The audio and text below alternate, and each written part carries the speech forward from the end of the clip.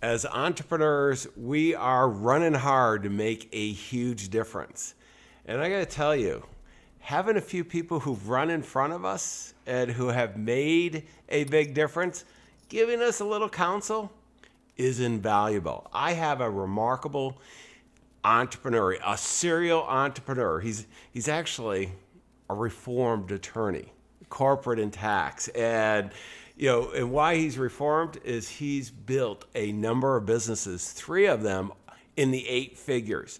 He is really truly a serial entrepreneur who knows how to be exceptionally productive and accountable. You want to definitely hear the insights Vinny's going to be sharing with us. So stay tuned. I'm John Bowen, and we're at AES Nation, all about accelerating your success even more. Ordinary success? No way. You want amazing, remarkable, exceptional breakthroughs. Dig deep, think bold, drive hard, watch yourself soar beyond your dreams. AESNation.com. Vinny, I tell you, I am so excited to have you. You are a high energy serial entrepreneur, making a big difference, helping a lot of fellow entrepreneurs. So first of all, thank you for joining us here at AES Nation. Oh, John, thanks for having me today. High energy definitely would be one of the things I'm accused of a lot. Well, and it takes that to really do life, and you have. And we met at Joe Polish's Genius Network Mastermind Group. You were kind enough to share a 10-minute talk, 10X talk, and it was really powerful because I know I'm a financial guy, and you have a strong financial background and helping businesses. But before I get there, I want to go a little background because I mean you have so many life lessons you shared with us in that 10 minutes, and then you and I on side conversations. Tell me how you got to kind of where you are today, so we have a little background. Wow, big one, right? So I'm a father, 4 children, married for 20 plus years to my wife. Come from a very broken background. And I suspect that really tells a lot of the story as to why I'm such a tenacious scrambler, because I made some decisions in my life. I didn't want certain things that I would have had. I'm a lawyer by training, a corporate and tax lawyer, was trained in one of those big fancy firms. And I broke away from that because I had a greater desire to do certain things in the world that allowed me to open businesses and change people's lives. And so that's what got me here, is a guy who comes from the other side of the tracks, who made some very conscious decisions and then literally has doubled down on the blessings that I've been given. Yeah, I mean, that's one of the things that, Vinny, we all have to be just so appreciative and grateful for the privilege to be, and do what we do. And one of the things that you speak very strongly about is the whole concept as an entrepreneur. I mean, I was in the introduction, I'm saying we're running real hard and all this. And one of the mistakes that you said that you made early, and I gotta say, this is one that I shared with you, and it's a game changer when you make the change, and this is seeking mentorship or counsel earlier. And it's not only when we're young, it's at every stage of our businesses. This is so invaluable. But how did you arrive at this conclusion? And then more importantly, how can our fellow entrepreneurs really take advantage of this? It was a low point for me, John. I mean, I want to make sure the premise is clear. I believe that we need to be surrounded with men of character that we strive to want to be. There's already a bigger, perfect vision of the life we're supposed to be leading, and we get caught up in our own mess. Well, for me, it was literally breaking out of a cycle of behavior that I would have been modeled. And so I learned to just trust myself and do it on my own. And then when I started getting and gaining validation by successes. And so I quickly wanted to, and I didn't even realize this, John, I was just doing it on my own. Mm-hmm. And this idea that I'd have to point down in the crowd and point to you and 3 other guys and say, there's the reason I'm successful, never occurred to me. And then in one of my low moments, when I wasn't sure we were going to make payroll in our company, I wasn't sure who to call. I actually didn't even know who to call. And I'm at that point, I had already sold one 8-figure business. And I thought, what shame is this that I'm sitting here almost emasculated and don't know what to do? And I literally prayed about it. And what I realized is that the most wisdom ever on this earth was a guy, Solomon. And what jumped out at me was a verse that said he was serviced by a multitude of counselors. And it was like I had never read those words before. And since that day, depending on the issue, I don't do goat herding, so I don't need to speak to a goat herder. But if I want to speak to some financial expertise, I'm going to call you, John. Yeah. If I want to speak to somebody about how to accelerate customer service, then I'm going to call someone who claims to be that expert. And I would say take this another step farther. Bill Gates and Steve Jobs did this. They were like mentors to each other in competition. People don't realize that they met weekly and they were competitors in business. And so I don't think we draw enough close to the men who are trying to strive to do some of the similar things we do and draft off of each other.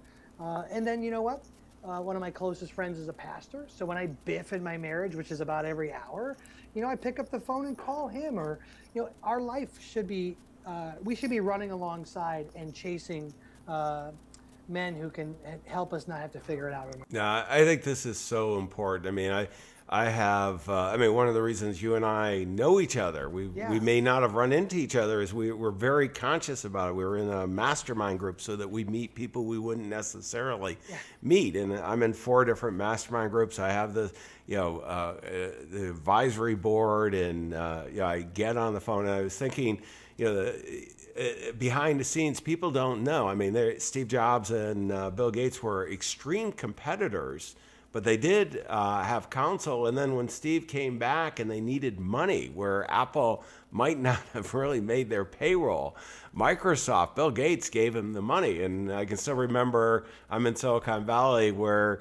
Bill Gates came up on this big screen and little Steve Jobs is having the conversation, where Steve Jobs is so good at presentations. And everybody's booing that Bill Gates is coming on, and Steve is explaining why Bill is giving him money to get this going. Okay, it was paid back quickly. Apple's done okay since then. The power of mentoring and having somebody that's walked the path before you. I mean, today's electronic communication, we're all tied together. Geez, to me, this is one of the most important things. I'm going to go one more. I started a small mutual fund company, and I've always been in financial services. Really didn't know what I was doing. And, I went to the big law firms and, the custodian groups, and, they're telling me what I needed to do. And then I called one of my buddies who I had good fortune to grow up with, who's a billionaire, who's got now one of the largest mutual fund companies in the world. And I go, David, would you be willing to help me for a year be on the mutual fund board? And he goes, John, I will. And it was a big favor because we were a small player, and he flew up quarterly for the meeting, and I had this table of all of these experts, but David would call me before, and this is what you should be doing. In the meeting, he and I could have a 15-minute conversation, and it was done. And it was very successful, sold it for an awful lot of money. And it's just having the right counsel at the right time just cuts through it. But one of the things I want to talk about with you, Vinny, because you are a high energy guy, and many of us as entrepreneurs have ADD, and we're all over the place. And one of the things you mentioned to me is speed kills. Now, I used to be a pilot in the Navy. I know about speed. I love racing cars and all this stuff. And I'm thinking that, but I think you have a different distinction on speed kills. Yeah, I'll joke around the office and say, we don't need another Vinnie. I have enough vision for a blind village. And so the last thing we need is another me. And one of the things that I discovered over time, and I started this journey with a lawyer, interestingly, his name was John, who was a mentor to me in some respects, who would always come back and tell me, Vinnie, you're bright, don't go so fast. And sit and think about your initial reaction and test it. And so years later in business, it occurred to me, so I'm sitting here with you now. I I carry a little black book.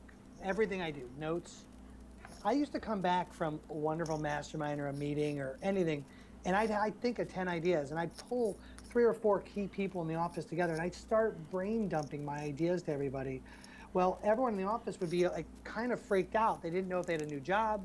They didn't know what we were doing. They didn't have the maturity or wherewithal, at least I arrogantly thought, to kind of know we're just in thinking mode. And so one day I realized that the only thing I need to do is start writing down my ideas. And I had to start validating them to myself before I could start presenting them to either my advisory board or to our executive team. And so what I learned about with speed killing is I could be too quick to jettison an idea, either in a good or bad direction, because I haven't actually taken the time to test it through the fire.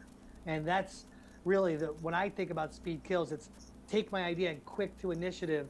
The funny thing is when you're the leader with the vision, you a lot of times have the burden of being right a lot. And that sounds like a shocker, right? We have to make a lot of decisions, and without leadership, the people will perish. So that's my job.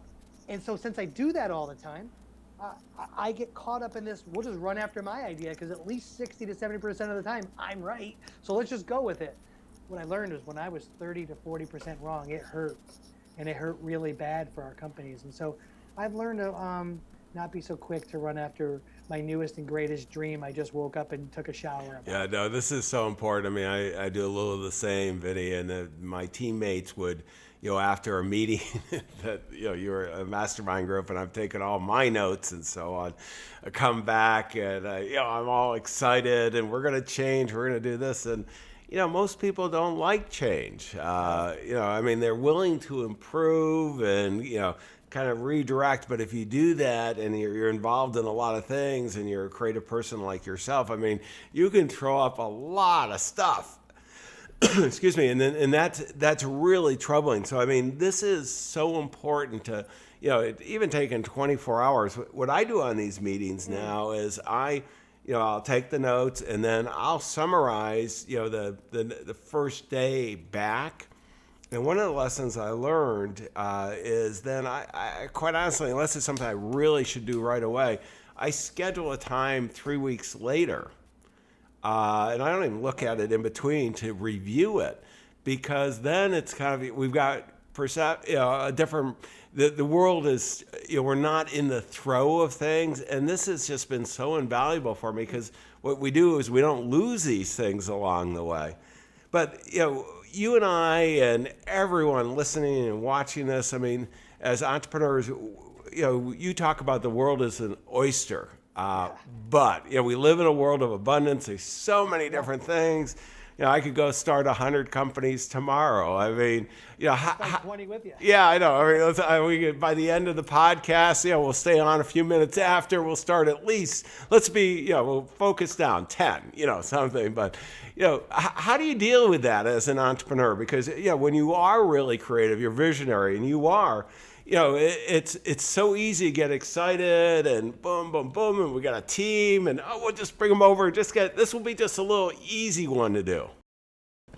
Yeah. So the one thing I didn't say to you earlier is I've learned I have an MBA in this problem of chasing a lot of things. I think that's a skill set that's actually unique to the entrepreneur, maybe even different than just what I would consider a small business owner that doesn't have an entrepreneurial spirit.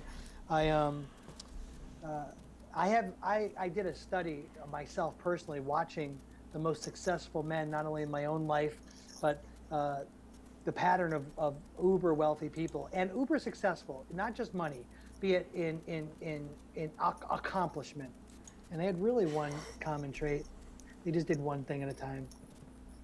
And I had to say to myself, honestly, look how much I'm not. So I just surrounded myself with people who helped me in the beginning develop a habit and routine to start saying no. And so I have an advisory board like you. I love that term, by the way. A board of advisors personal to me who literally know that my weakness is to chase the new shiny thing. And so thankfully for me, I have people in my life who help me stop saying yes to things and make sure that I do not do that. And I'll tell you, It's been huge, and I felt I still do it every day. I hear an idea, I want to chase it. I don't believe that there's a lie out there. We can cure this. I think this is actually a part of my life. I think the beauty of that is that I can very quickly assimilate a very hard problem and make it an easier process for somebody else or myself. So I don't think that the plan of the Lord was for me to remove that. I need to protect around it and think about the cracks in the door and where the windows open and make sure I don't suddenly drift away. So I need that accountability around me to make sure I stay focused on what we've all decided is the most important. Well, I need it as well. Vinny, you're not alone.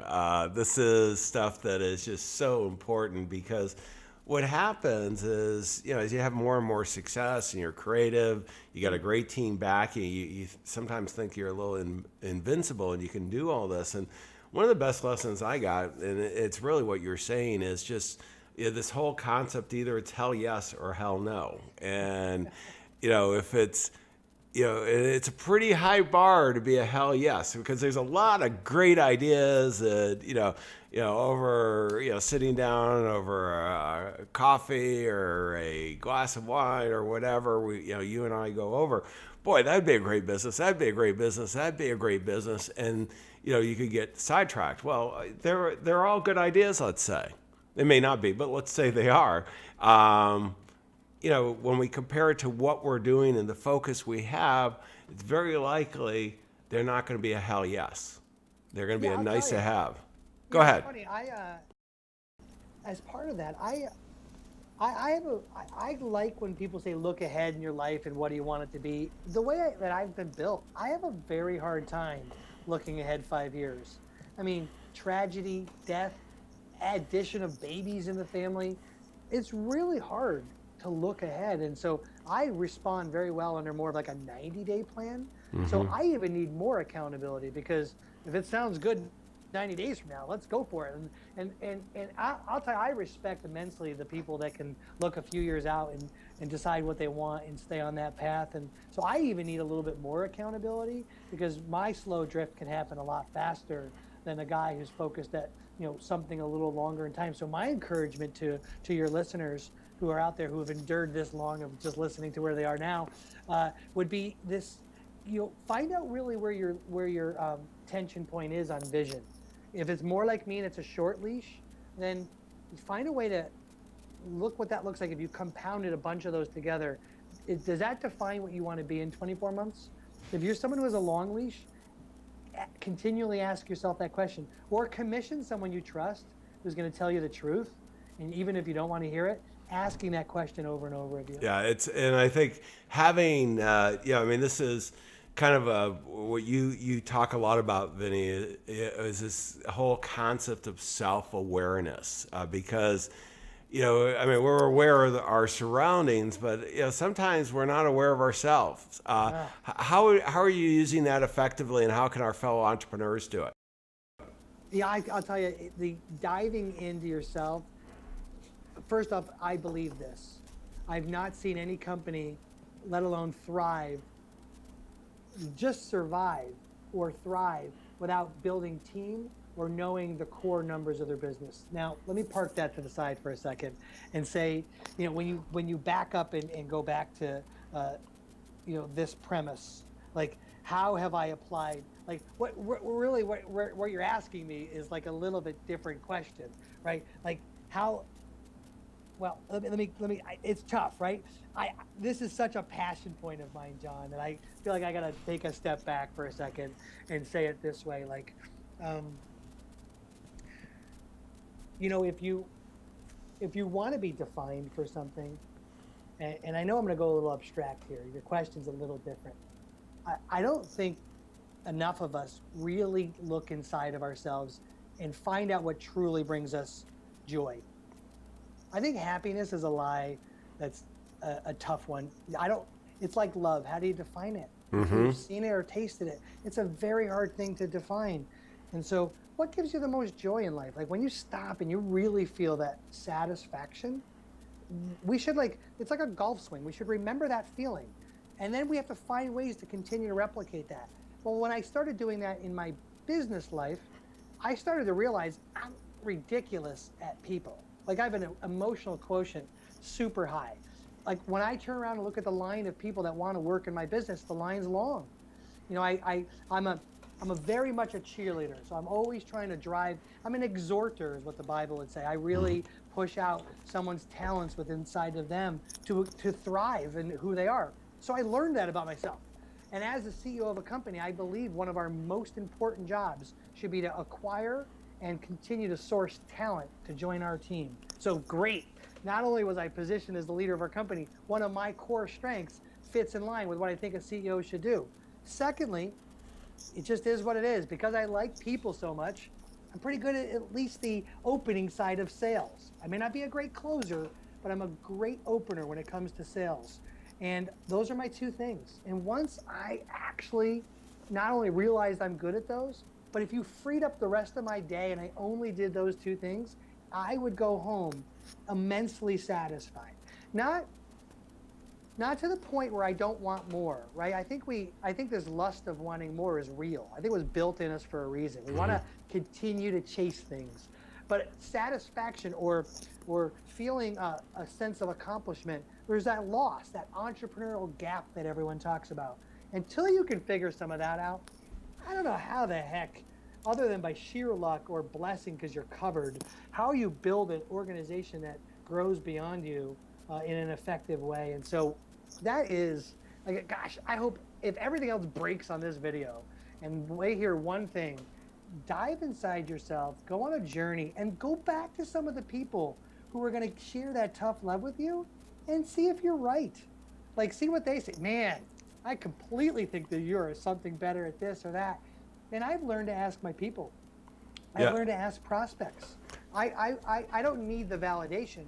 I want to understand that my awareness is accurate. Think of Dan Sullivan's strategic coach. He calls it a unique ability. And it's, you know, what you're saying, and I would call it, you know, we're good at it. And a lot of times we're not really sure, particularly earlier in our business careers, you know, what we're best at. And, you know, and someone outside can tell us, you know, the people that are closest to us, both personally and professionally.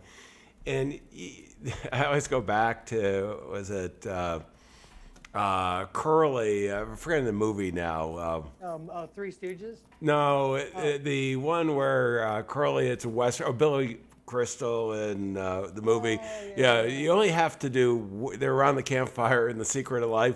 You only have to be good at one thing. And that unique ability, and if we take the time to be self-aware, usually that one thing we're really good at, we enjoy doing. And boy, if we can surround ourselves, as you're saying, Vinny, with people who complement that, who really get all the other stuff off, you know, so that we can stay focused on it, that unique ability, we can really be hugely successful. And, you know, it took me a while to get to that point. What am I good at? And, you know, and so many of us as entrepreneurs, when we get, you know, high energy, we're passionate about what we're doing, and we think we're really talented, we can do everything. And the other side of that, John, is, by the way, City Slickers is the name. City Slicker, thank you.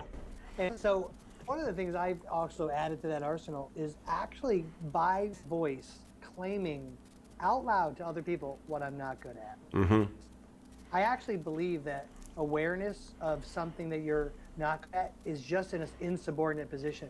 Claiming it allows you to do something about it. And so if you just leave it there rattling in your cage, it creates this position of insignificance, right? You're insubordinate, or you're, just because I'm fat or old, you know, like if I know I'm fat and I don't say anything about it out loud, I'm probably not going to do anything about it. So when I started saying, because I get a lot of credit that our companies grow and they're wonderful, they got systems behind it. When people come in like, man, this thing runs so well. Well, guess what? I absolutely am terrible at creating process and systems. And I learned that very early, and I have at my hip at any time somebody who's amazing at that. And so it's only because I can say out loud to you. And people are like, oh my gosh, we thought Vinny was great at that. I'm absolutely horrible. I have a motto. I can walk down a dirt road, but let's pave behind me as we go. And so someone else has to run the paving truck. It's just Well, not and the thing that I think that's so powerful, and I want to make sure, I'm pretty sure you're doing this, but I want to call attention to it, because what it is it's admitting that you don't have that strength, but I think you take it a step further, because you've got a great team, is you acknowledge the teammate, the team, for having it, because it's so important, because otherwise they kind of still look at you, you're the CEO, you're the visionary. Yep. Well, what should we do? Well, I don't know. You're the, once you acknowledge that they're the person, we're going to go this direction, you and I can have kind of the big picture of what we want the business to look like. But I'll tell you, I'm not good at the nuance of systems, but when you have that going, I mean, it's just amazing. And your team, you can bring in the team to do that. It's, I love it. I have all these great people working with me to really build this phenomenal business. Yeah, absolutely. Yep. I actually, it's that transfer of ownership you're talking about, right? So now someone else actually owns that piece of it. And I think it's wonderful, because otherwise we get this like Jesus factor where everyone's like, let's wait for the pontification and then they all sit around. And so, I'll tell you, once I've claimed all the things I'm terrible at, which is a long list, we really did start moving in a much stronger direction. Well, let's go. We're so busy on all this stuff, Vinny, and you have a concept of don't leave anything on the table. And it's not what most people think. Tell us what that means, because this is really what ties it all together. Because we're in business, not from our business, we're in business for a great quality of life. What's this table stuff we're talking about?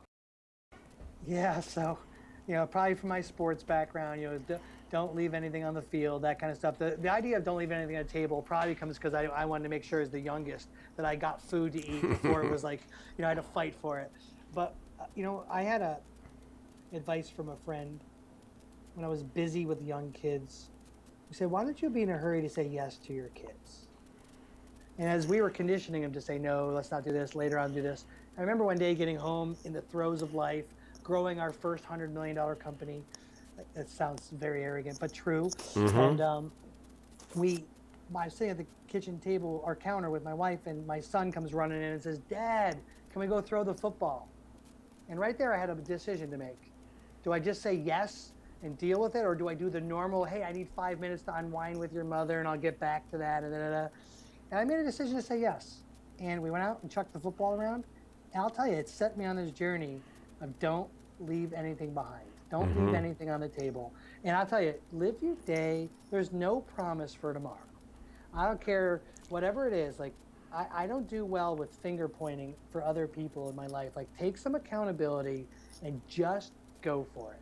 Don't wait for, my thing I say to my children all the time is the enemy is perfection. The antidote is progress. And I want everyone to just go do it. And you never hear anyone regret trying. You hear people regret not trying. No, this is so good, Vinny. And let me go to the next segment. I want to kind of bridge, and you're putting a lot of this advice together. And I have a segment we call the Book of the Day. And I'm pulling up your website, and this is your first book. The best investment. I love the title, The Best Investment, A Better You. I mean, the human capital that we all have is huge. But what would our fellow entrepreneurs find in this book? Yeah, so we already have gifts that we didn't earn inside of us. We have value that the world deserves, and we just lack a vision of it. And this was a passion book where all these things came out of me. Sometimes I read it and go, where did I get that? That's amazing. And so where I'm trying to help you do is unlock that person that's already there so that you can spend the rest of your life using those valuable tools and gifts helping other people. That is the basis of this. No, that's great. It is a very powerful book, but you've been working, and I'm going to pull up the image of the cover shot, and by the time we publish the podcast, you're going to be live with this. But you didn't stop there. You would think you'd learn from the first book. You got the second book, The CEO Mindset, How to Break Through to the Next Level, and this is something you've been doing over and over again. And share with us, CEO to CEO, what's in there?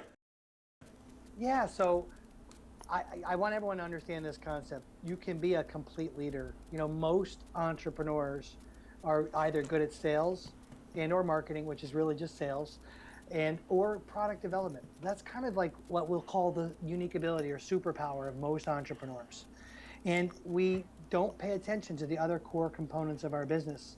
And I really want to be, after figuring this out with 1,600 employees later and all these wonderful things and lots of revenue, I want to help people understand that you can be the complete leader of your business by having the proper mindset, building a world-class team around you that isn't hunting for unicorns. It's purposeful building that team around you and understanding the real numbers of your business. And so once I started understanding this book literally was like, once I was done with the first one, you thought it would have been a check to the list, I'm done. Yeah. That was a passion book. And now I'm on this journey where I really want to help untrap entrepreneurs from this mindset of thinking that it's only going to go as far as I can take it. And I think there's truth if you allow that to be what owns your business. And I know, Vinny, I was there with you at Genius Network Mastermind Group where you did the 10-minute presentation and worth hundreds of thousands of dollars. I mean, everybody was busy writing down all this, and it's something I'm passionate about because I'm a financial guy, number guy, and having fully accountable. And you have behind you the fully accountable. Let me, this section is what we call resources, and what I want to do is I'm going to put up the screenshot of your website, your company, Fully Accountable. Okay. And this is back office solution. I was listening to it, and I got to say, Vinny, there are very few. I have a number of businesses. I'm totally virtual, global headquarters, my pool house. I have a virtual CFO that I love to death. I mean, it's just been phenomenal. And I don't think people really fully understand when you have the right team working with you, how big a difference it can make both early and in later stage. So tell us a little bit about how you got to this business and then what you're doing now. Cool. Yeah. So this business was created to fix a major hole in my life. I had a pretty large accounting department that was all historical based.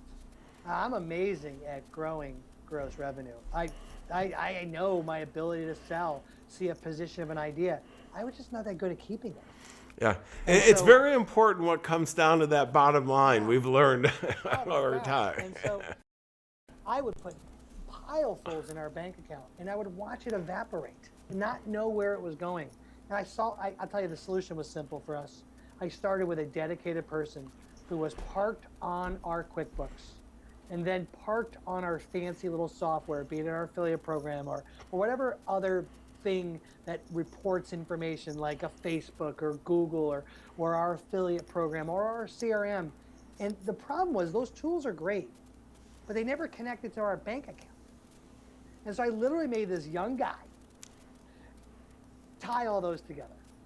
And literally we just started every day paying attention to those numbers. And it's what let us 10x our health company. And so a couple friends of mine were like, dude, how are you growing so fast?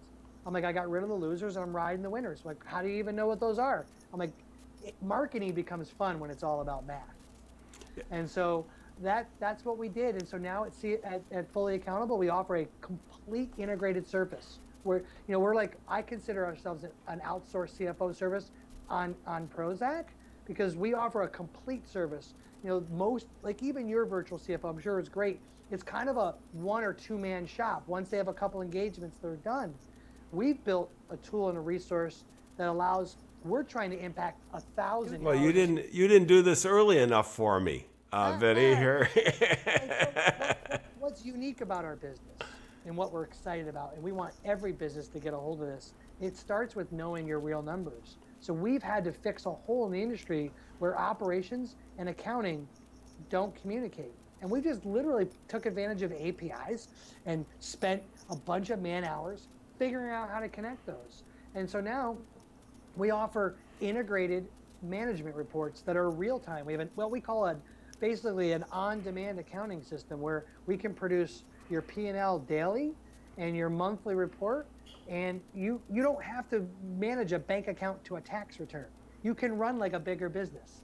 And I think it was the small businesses have been ignored because we don't pay for those things. And so the way we solve it is go hire this great guy and leverage our payroll and then ask him to do everything. And so we've just figured out a way to make it very affordable for the price of less than even an admin in your company. We can be your entire accounting department and have an on-demand real-time reporting. And if you want, I can have your post up for you for the show. We have a digital version of some of those reports that you've seen that I want every company to have. And I want them to know their key metrics. And we've built scorecards and great dashboards and all these fancy eye candy things. It comes down to one simple fact. Our data analysts read those numbers and we talk about variances, fluctuations. So whether our company does this or you do it yourself, which, by the way, if you're not doing it now, I don't recommend that as the solution. Somebody needs to read your numbers and report back the critical information. And that's, quite honestly, we filled such a big need, John. That's why we're exploding. We haven't figured out a good sales message. We've just solved a gigantic hole of tying operations and accounting together, so you're looking at real math. Yeah, no, it's so valuable. I mean, we do the daily reports, and we're fully integrated on all our stuff and so on. And I think the scalable business model, that's why I wanted to have you on, is it's just so important because all the lessons you're learning, solving the problems for everyone, you become even more successful for every client. And that's why when we have, having just one CFO is kind of crazy with one business, because boy, the lessons that you learn, and with today's technology, the ability to scale this stuff up and the value of numbers for making decisions, no longer do we go, well, I feel like we should do this. No, this is the end effect. If you want more of this, you focus on that. If you want less of that, okay, let's get rid of that. If you want a futuristic idea, this is something I think I'm passionate about. I think the concept of the CFO as a full-time team member is going away. I think it's very virtual with today's technology. I think it's very accessible. You only need it 4 to 6 hours of your month. I think the real executive that needs to be discussed on the team is this hybrid between a COO and a CIO. Information is so critical today that having some type of data engineer around is probably going to be far more critical than what we historically have thought of as a finance officer.